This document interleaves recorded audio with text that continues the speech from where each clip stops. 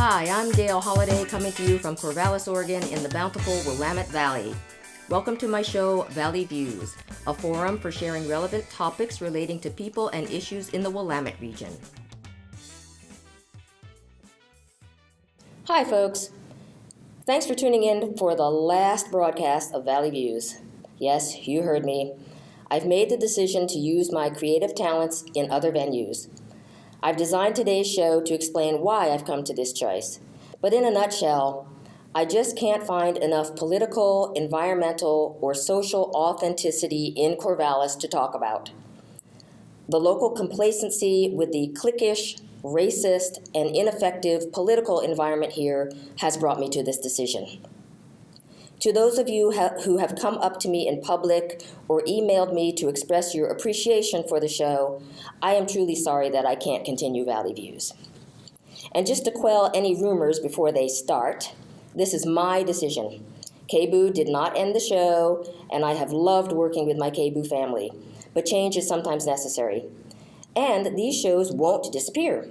The podcast will be available on the KBOO List of Programs page under the Retired tab.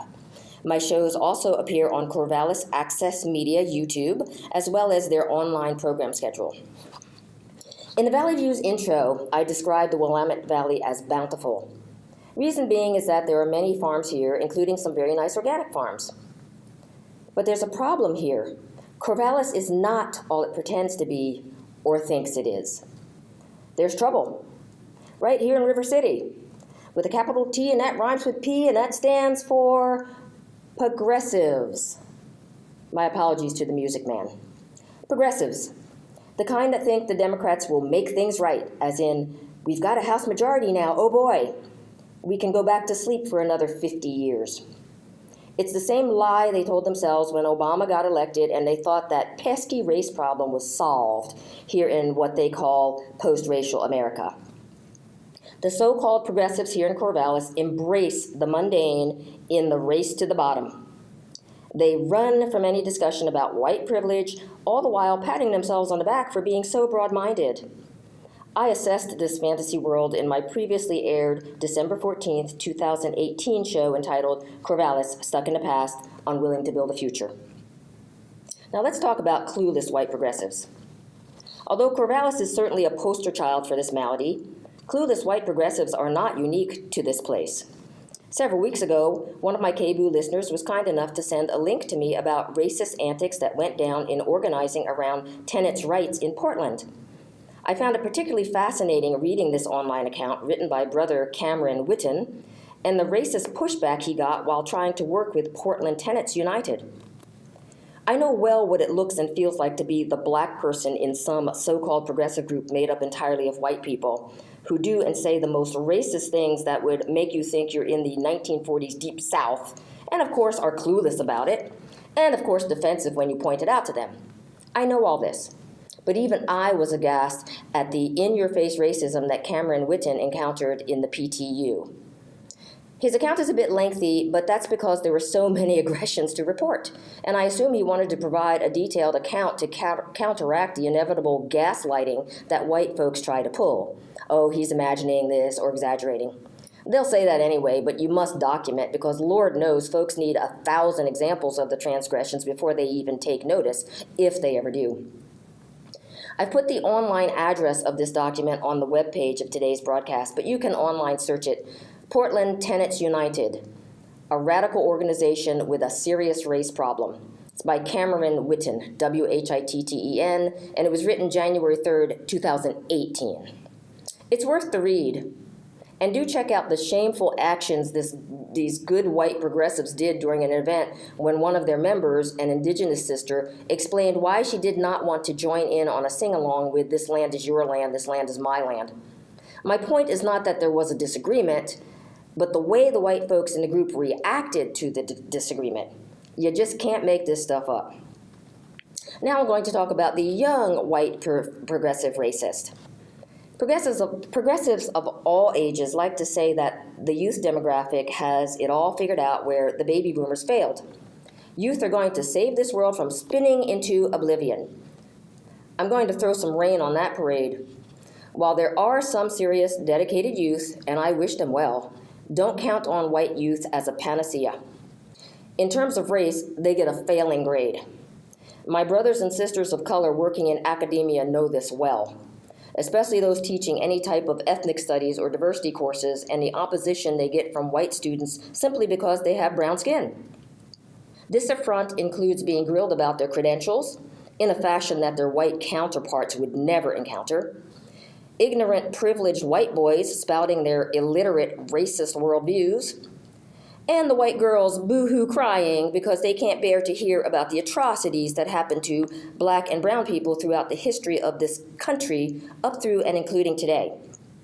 They are so full of white frailty and privilege that their sensitivities can't accept these truths. That's one reason I left the academy to pursue other career avenues. Too many privileged, snotty, self-centered white kids pretending to be superior. I did not need that. Now, let me talk about the DSA, Democratic Socialists of America, a group with a significant youth membership. We have a DSA here in Corvallis made up of a bunch of OSU students who pretend they want to address class and income disparity. But they are uncomfortable looking at how racism factors into these conditions. They call themselves socialist, and some refer to themselves as communist, or should I say they play at being socialist and communist because it's very chic to be one or the other in Corvallis these days. Believe me, it's yet another white girl and white boy phase that they quickly outgrow. I speak from experience. I've witnessed this performance throughout my life, especially during my bachelor's, master's, and doctoral programs. And it doesn't matter if it's on the East Coast where I started out in life or here at OSU. The blueprint never varies. A small group of white students who fancy themselves revolutionaries and get their jollies calling each other comrade. Give them a month or two after graduation, if they graduate, and they quickly tire of living in a crappy rental and take the first offer from mommy-daddy to get money, resources, and a ready-made social network to advance their professional lives. Our little play school socialists become attorneys, real estate brokers, insurance agents, bankers, essentially yes men and yes women of the corporations that they were so critical of while playing at being a revolutionary. In other words, they use the white safety net of privilege to put their radical rhetoric behind them. With that, I'd like to speak about the racist antics of the DSA and bring another article to your attention written by Miguel Salazar on December 20th, 2018, entitled, "Do America's Socialists Have a Race Problem?" It's about the ongoing nationwide problems with racism within the DSA, and specifically obstacles the DSA threw at Kat Brooks, a black activist who was running for Oakland mayor.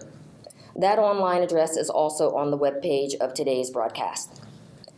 And this brings me back to Corvallis.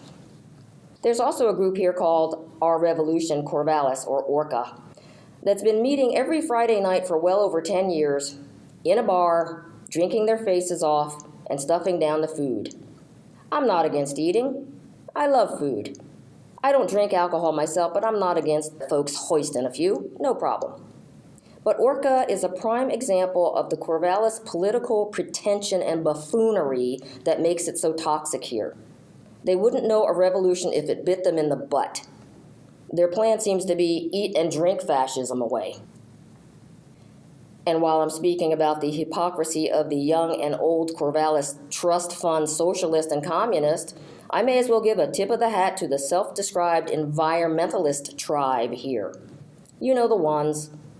They talk a bunch of yip-yap about sustainability while living in 2,000 and 3,000 plus square foot homes and or live way out in the country to experience nature, yet destroy that nature with their lengthy commutes back and forth to town. But that's okay, right? Because their SUV is a hybrid. Or sometimes it's a Prius, or an Outback, or a Forester. Hypocrisy comes in a variety of makes and models to suit your needs. I'm not saying anything here that I haven't already said or would say to their faces. Problem is, like so many white progressives in Corvallis, they flee when I've attempted to try and talk with them about systemic racism.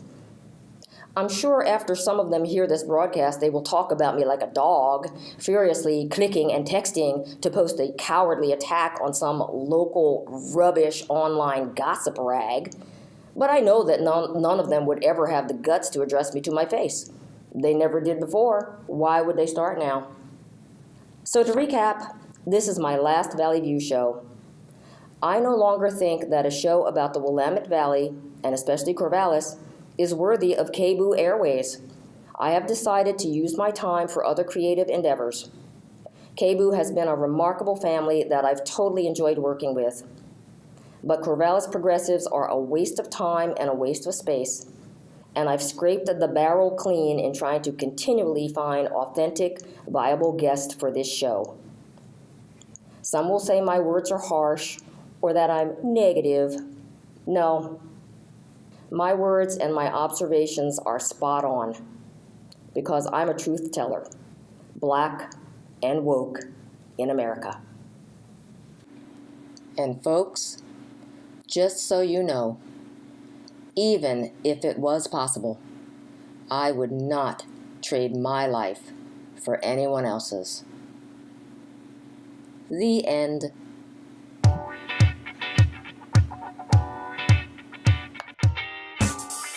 You've been listening to Valley Views. I'm your host, Dale Holliday, and I'd love to hear from you. Comments, questions, ideas for future topics, or other matters you would like explored. Email me at valleyviews@kboo.org. That's VALLEYVIEWS@kboo.org. Special thanks to Chad Howard from Corvallis Access Media for his technical assistance and support. I look forward to being with you again next time. And remember, as Doctor Who once said, I'm not in charge, but I'm full of ideas. Bye!